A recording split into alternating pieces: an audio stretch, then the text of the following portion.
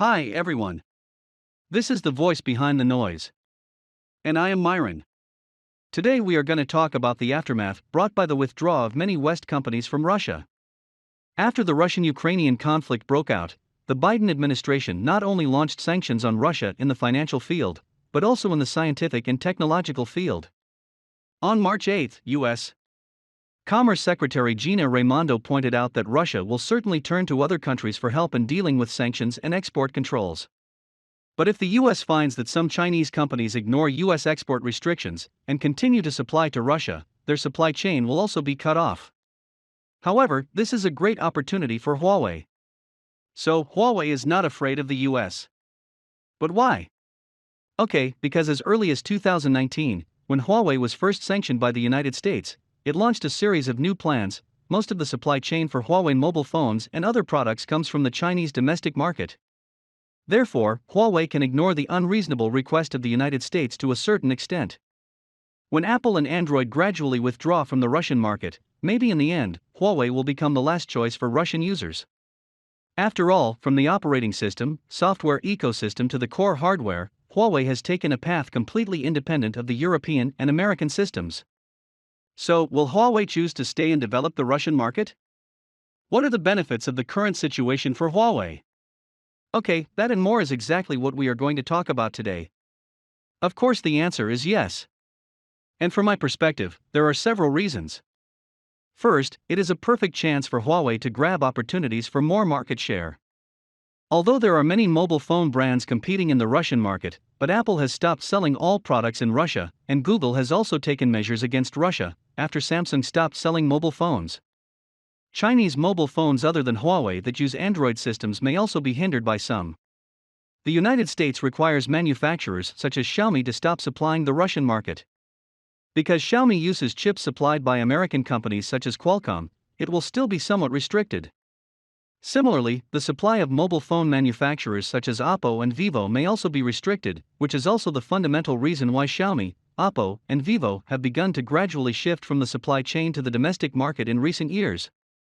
Second, under such circumstances, Huawei's Harmony OS system, which has its own self-developed operating system, may be expected to show its strength in the Russian market. After all, there are currently only 3 mobile operating systems in the world, namely iOS, Android and Harmony OS.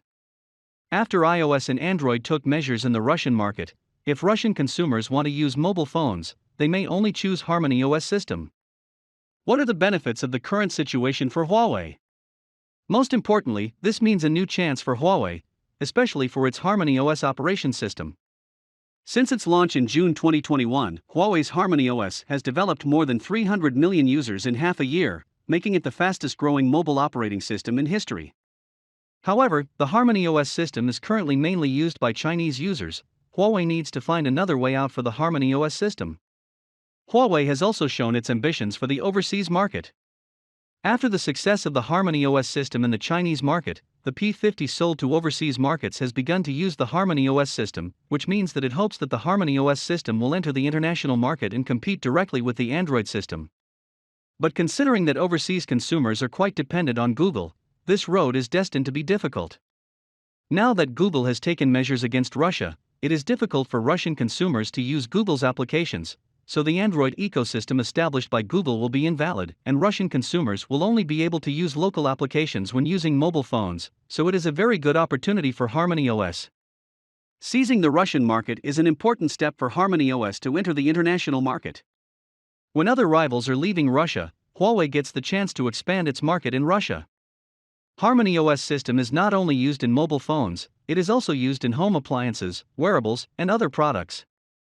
If Harmony OS system can take advantage of the current situation, the number of users that Russia will bring to Harmony OS system will not be limited to the tens of millions of users of mobile phones, but includes users such as home appliances and wearable devices, which will exceed 100 million.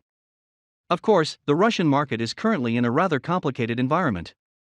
Whether Harmony OS system will take advantage of the situation to attack the Russian market, other elements must be taken into consideration, so it actually remains to be seen whether Harmony OS system will enter the Russian market in the end. In addition to the mobile phone business, there is good news about Huawei's communication technology. Up to now, Ericsson and Nokia, the 2 major communication equipment suppliers, have successively given up their cooperation with Russian telecom operators. Therefore, Huawei may become Russia's best choice in the 5G field. First of all, in the field of 5G technology, Huawei enjoys a large number of core technology patents. In the construction of 5G networks of the same standard, Huawei's 5G equipment is more cost-effective. Huawei's CEO, Ren Zhengfei, have stated that without Huawei's 5G technology, it will be a loss for the West. Secondly, Huawei's strength in the 5G commercial industry is not inferior to Nokia and Ericsson, and it is one of the companies most capable of providing 5G network equipment for the Russian market. Before that, Huawei had carried out 5G business in Russia many times, such as reaching technical cooperation with Russian mining companies and launching 5G technology tests in Moscow. Also, after the US revised the rules, all chip companies using US technology could not achieve free shipments. However, Huawei relies on its own capabilities to deploy optical communication chip manufacturing and 5G radio frequency chip research and development. Therefore, Huawei is currently the most likely to get rid of the restrictions of external rules and provide 5G equipment for Russian telecom operators. Finally, if the cooperation between Huawei and Russia is reached, it will not only strengthen the deeper cooperation between the two parties in the field of technology, but also complete the deployment of Russia's 5G network as scheduled.